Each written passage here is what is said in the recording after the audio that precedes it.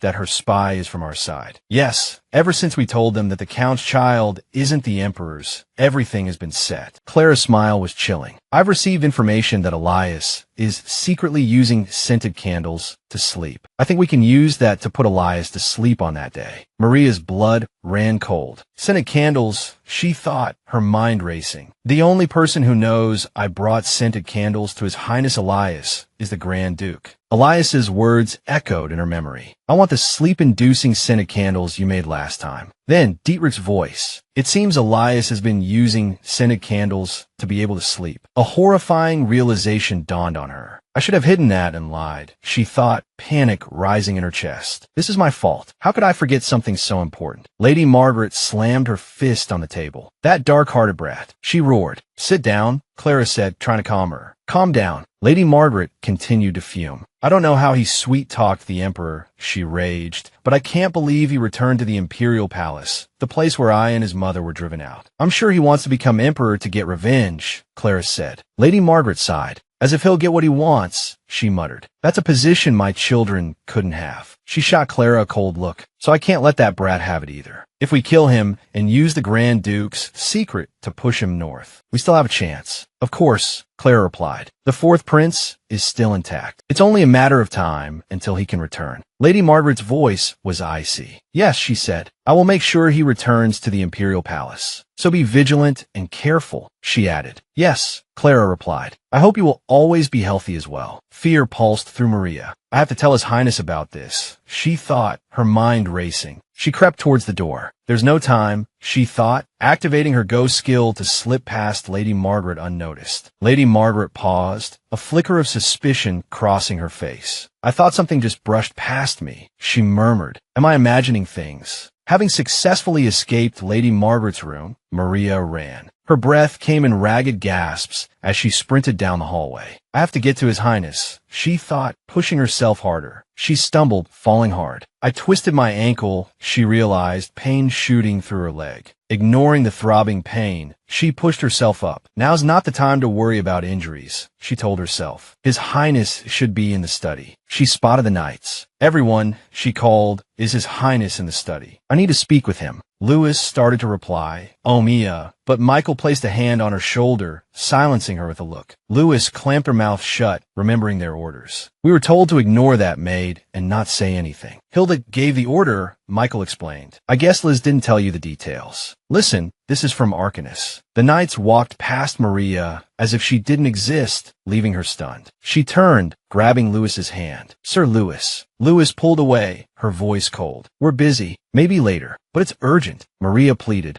"I'm sorry, Miss Maria," Michael said, stepping forward. "Please don't approach His Highness anymore. I beg you." Maria stared at them, bewildered. Why is everyone suddenly? Right, she thought, a painful realization dawning. There's no way His Highness and the knights don't know about this. They're all so perceptive. And the scented candles were thrown away too. Everything will pass, as if nothing happened. Defeated, she turned to leave. "There's nothing I can do," she thought. "I should just go back." "Is that really Maria?" A voice whispered. "You mean the assassin?" Louis's face was a mask of disbelief. "An assassin for the Eastern Kingdom. I can't believe it." To be precise, Henry continued, in Sasu, they call the presence Guria, the ability to diminish one's presence, to become like a shadow. They say they're proficient in using poison, special weapons, and disguise techniques. "I don't understand," Louis said, still struggling to process the information. "Then that explains why Mia tends to appear out of nowhere." Henry sighed. "This is from the Elder of Arcanus. This information is credible. The Maid is also suspected of leaking His Highness's information. However, His Highness hasn't said anything about it yet. The information from Arcanus," Michael said calmly, "is only an answer related to that Maid's strange presence. The fact that she's leaking information hasn't been verified. The fact that an ordinary maid has unusual traits doesn't mean anything to us," Henry said firmly. He slammed his hand on the table. "And what's wrong with our opinion? All we have to do is follow His Highness's orders." Louis stood up, her voice rising. "What's wrong with you guys? We've observed her for months. Mia is a good person." She recalled Maria's kindness. "Sir Louis, you like this, right? I secretly brought it. It's your job." "Of course I remember you, Sir Louis."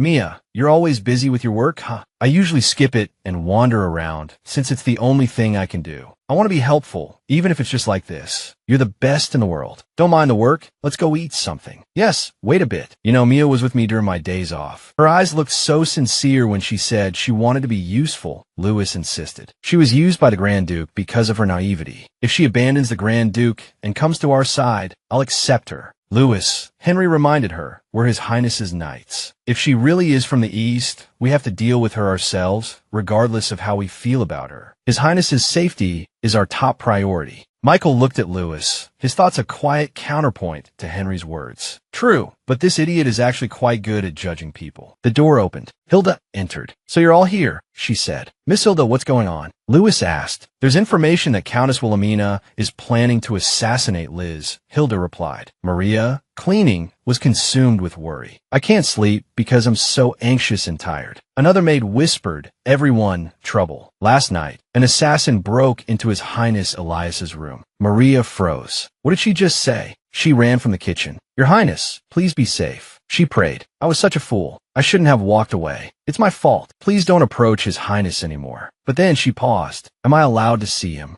The door opened. Elias stepped out. Your Highness, she called. Rushing towards him, she asked, Your Highness, are you all right? Why are you? He began, just as Maria collapsed. Thank goodness, she whispered. Elias caught her. Maria, are you all right? Thank goodness he's not hurt, she murmured, her hand brushing against him. Elias stiffened, quickly pulling away. Let go. Don't touch me. I am sorry. Maya epalezist. I heard an assassin came to kill you. I was afraid you'd be hurt. That's none of your concern, he said coldly, surprising Maria. I'm sorry, she said, bowing her head. How dare I lay a hand on your Highness? My body acted without realizing, she thought. I acted disrespectfully. Please forgive me. If you're done, leave, Elias said, turning away. Countess Wilhelmina, who tried to assassinate Prince Elias. Actually, Countess Wilhelmina, who claimed she was carrying the Emperor's child, turned out to be carrying another man's child, Maria thought, piecing together the information. Elias was the one who discovered this truth. Due to the Emperor's abandonment, the Countess held a grudge against Elias and planned the assassination, but failed. Strange, she mused. I was sure it was Lady Margaret's doing. Could this incident be unrelated to Lady Margaret's plan? She frowned. His Highness still isn't safe. Frustration gnawed at her. It's frustrating that I only know the plan, not the date. Wait, a thought sparked. We'll let them know that the Count's child isn't the Emperor's. Then we're all set. Maybe these two events are somehow connected. Now everyone will be focused on the Countess and what she did, she reasoned. So once they prevented the assassination, they'll let their guard down. They'll think there won't be another assassination attempt 2 days in a row. The plan might be carried out sooner than I thought. Maybe today. Panic welled up inside her. I have to inform them about this. His Highness and his knights aren't here. What should I do? Just then, Hilda appeared. Miss Hilda, Maria exclaimed. Hilda's expression hardened at the sight of her. Please wait, Maria pleaded. I have something urgent to tell you. Lady Margaret and headmaid Clara are plotting an assassination. Yes, Maria replied, but a nagging doubt lingered. Will she believe me? The Grand Duke ordered you to report this. Hilda asked, her voice sharp. What? Maria stared at her, stunned. Hilda grabbed her by the collar and shoved her roughly. You're not the Grand Duke's spy, are you? She snarled. Fear pulsed through Maria. How did she? Then, a chilling realization. His Highness knows about that too. Right, she thought despairingly. I returned to His Highness Elias's side as a spy. Even if I've never done anything to harm anyone, they'll think I'm putting on an act. I know everything and pretend I don't, just so I can stay by His Highness's side. But I've never done anything that would endanger him. I belong to His Highness. She wanted to say, to defend herself, but the words caught in her throat. Hilda looked at her, her expression hardening. No matter what you say, your actions aren't justified, she thought. As expected, she can't say anything. Just disappear quietly, Hilda hissed, shoving Maria again. If you want to live, it's better to never show your face again. No, Maria thought, her resolve hardening. I can't let things end like this. She clenched her fists. I will protect His Highness myself. Hilda's thoughts raced. Headmaid Clara and Lady Margaret are planning an assassination. I knew Headmaid Clara had a connection with Lady Margaret in the past. That was old information, and they haven't met for nearly 10 years, so we didn't pay much attention to it. What if they didn't meet on purpose? She wondered. Even without meeting, exchanging letters is entirely possible. I was right to suspect Lady Margaret would kill Elias. It's good to be wary of her. "Are there guards stationed in front of Elias's room?" She asked one of her guards. "Of course," the guard replied. "The head maid from Cristo Palace is also under surveillance." "Good work," Hilda said, but her thoughts were still troubled. Having said that, don't get involved with Maria Mayer anymore. Are you actually falling for that maid? Even falling for the enemy's spy? She paused, her eyes widening as she noticed something in the distance. "What's that smoke? Is that a fire?" "My lady," the guard reported quickly, "that's the prison where Countess Wilhelmina is being held." "I know.